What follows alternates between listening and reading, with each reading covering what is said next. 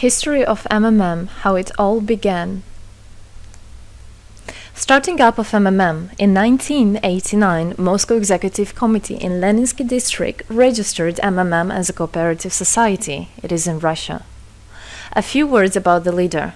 The MMM Cooperative Society was founded by Sergei Mavrodi and was one of the leading computer equipment distributors in Russia.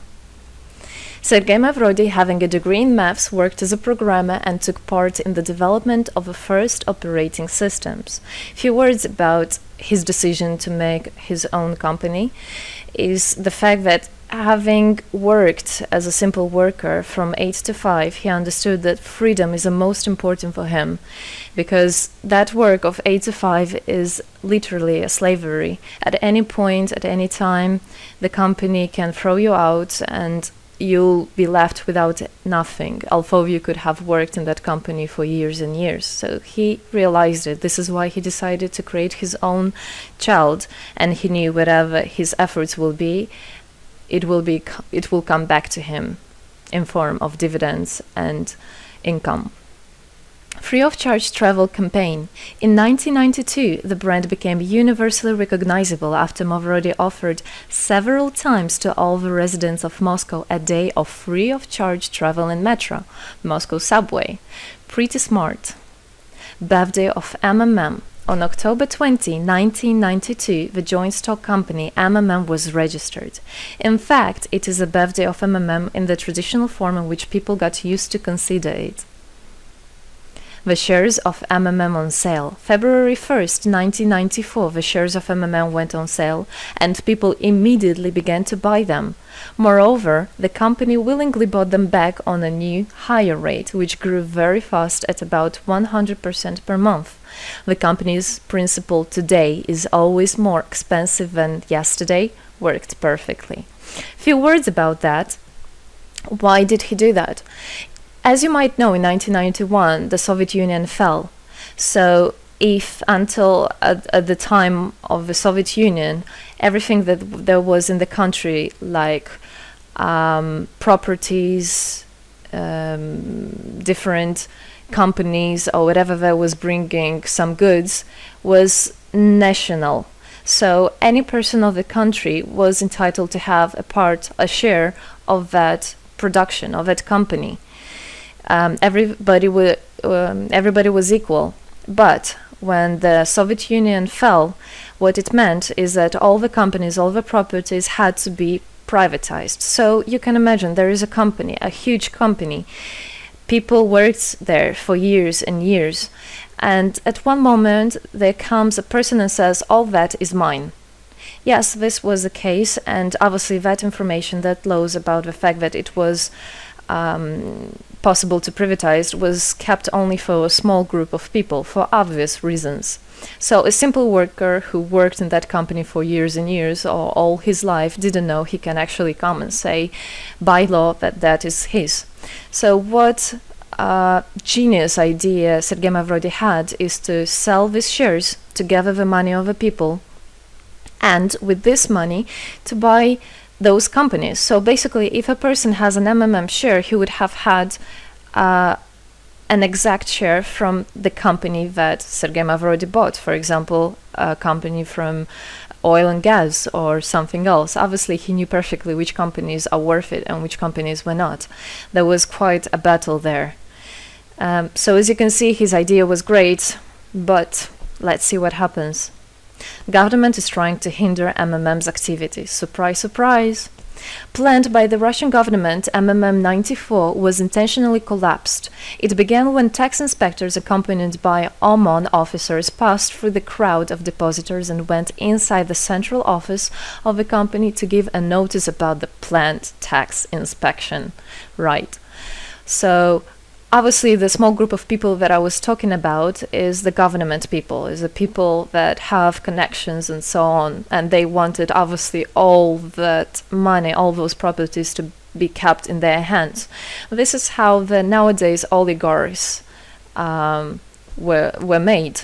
At that moment, they had nothing. In one day, they got loads of money. And now you can know them as very rich people who made their money on the back of a nation. So obviously they did something just to provoke some panic going through the crowd. Obviously, for any financial institution, a panic is really bad. As I remind you, at that time, MMM was selling shares, was a share stock company, let's say. Mavrody's arrest. Sergei Mavrody was arrested on tax evasion charge. Really lame excuse. It wasn't at all like that. What happened, even the person that was in charge with giving the arrest, he told him that there was no other option for them. They had to do something, even though it was illegal what they were doing, but they had to do it as they were afraid of him. Because, as he said, another 2-3 months, and in whole Russia there would be no government, no banks, nobody, only Sergei Mavrody, that who holds the money nowadays. This is in charge. So he was arrested, and his arrest was broadcasted live on all TV channels, obviously to show off more, to show people how bad he is, and actually the government didn't do anything wrong. On the same day, there was a storm of the central office of MMM. The company was prescribed to recover 49.9 billion rubles to the budget. Huge money. The question about the money in MMM 94 is open, as no one still can give an answer where it is. The authorities simply turned a blind eye to it, although hundreds of eyewitnesses are ready to confirm, even under oath in court, that they saw 17 trucks take out cash through the back door.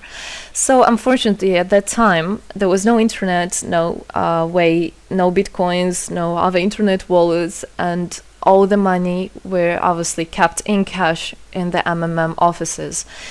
And the government took advantage of it. They just came, took it out, and then they said nothing. Moreover, they didn't say where the money went. They even made the way to make people believe that Sergei Mavrody was the one who took all those 17 trucks of money and disappeared. But obviously it wasn't the case. It was a simply lame excuse. Demonstrations against state authorities. August 1994. Thousands of MMM depositors affected by the artificial collapse of the pyramid protested and demanded to set Mavrody free.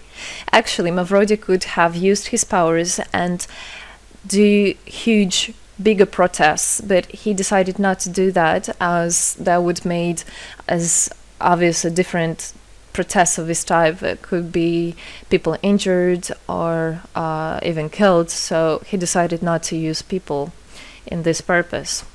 It was very noble from him to do that. MMM leader became a deputy. However, he found a way to get out of the prison. Being imprisoned, Sergei Mavrody had managed to register as a candidate for a deputy of the State Duma and was released from prison.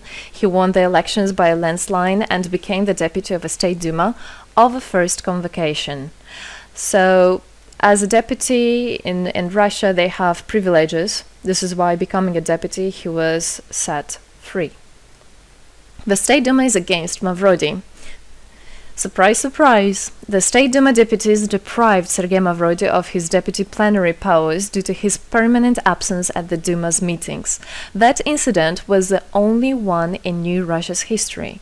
Sergei Mavrody wasn't interested at all in politics. It's not, he hates politics, as he said it many times. So he became a deputy only for the reason to get out of a prison. That's it. He wasn't interested to go to their meetings, as he himself considered as well the people there as being quite silly and not worthy to spend time with. But this was another lame excuse for them to deprive him by saying that he is absent. A candidate for presidency.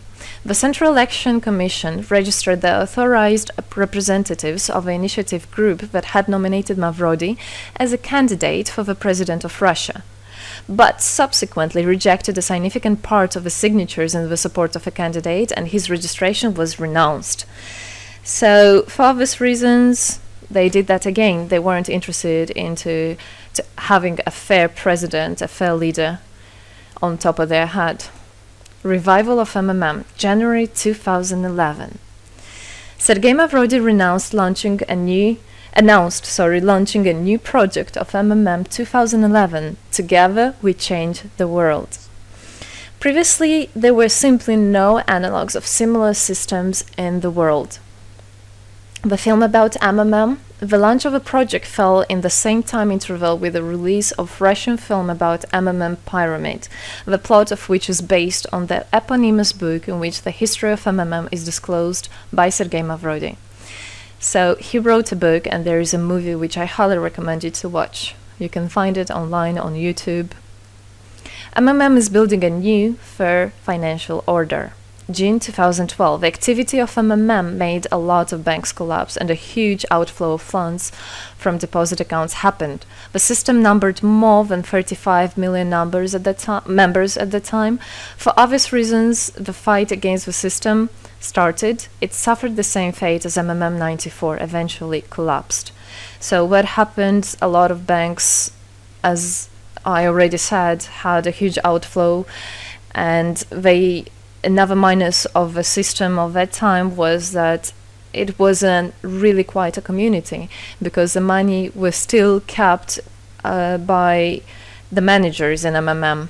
So it wasn't the same idea as it is now, comparing it now, where people exchange money between themselves. You don't need to put it in a central account. At that time, there were central accounts, and it was again used by the banks. They simply blocked those accounts that they identified as being of MMM and took all the money away, and that's it. There were no other discussion about that. Again, huge loss of money. People lost a lot of money. Sergei Mavrodi didn't get all of them. It was again the banks that took the advantage of it. MMM 2012 is just the beginning. I'll be back. Sergei Mavrodi announced the launch of a completely new MMM, World Mutual Aid Fund, MMM community. It speeded up since the first day, showing crazy dynamics on new members' registration. It has been decided to send 10% of the whole turnover on payments to the affected members of MMM 2011.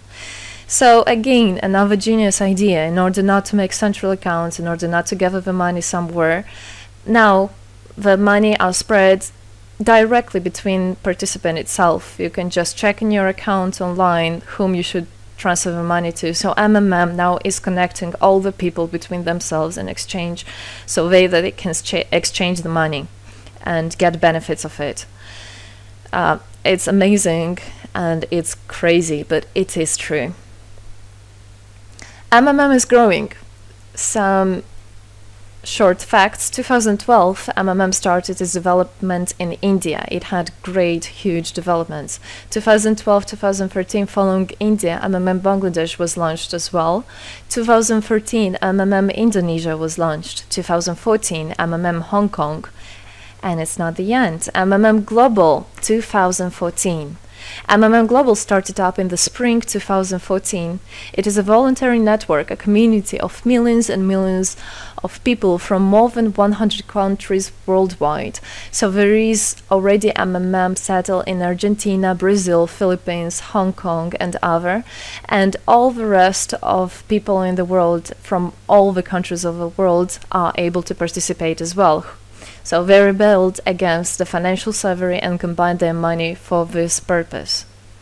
So how it is possible? MMM, the Republic of Bitcoin. Bitcoin is another genius idea to set the world free. For MMM Global participants' convenience, there were some trendy ideas on funds transfers implemented. From now on, all the countries where you can buy and sell Bitcoins can be registered in a branch of Free People of the Republic of Bitcoin. Thus, there is no barriers to develop MMM in small countries due to their restrictions on the international bank transfers. Banks.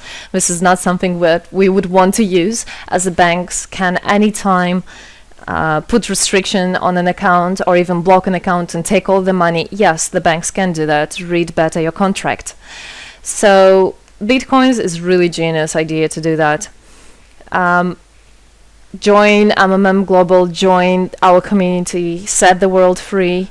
Don't hesitate, don't even think of going back, just go always forward. We are writing the history right here and right now.